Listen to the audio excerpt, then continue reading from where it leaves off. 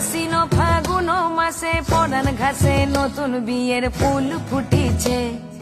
উথালি পাথালি মনে আলতা করে নতুন বিয়ের ফুল ফুটিছে। এই হো পিয়ালি রে, এই হো দুলালি রে, এই হো পিয়ালি রে, এই হো দুলালি রে। আশ্বিন ফাগুন মাসে পরান ঘাসে নতুন বিয়ের ফুল ফুটিছে। উথালি পাথালি মনে আলতা করে নতুন বিয়ের ফুল ফুটিছে।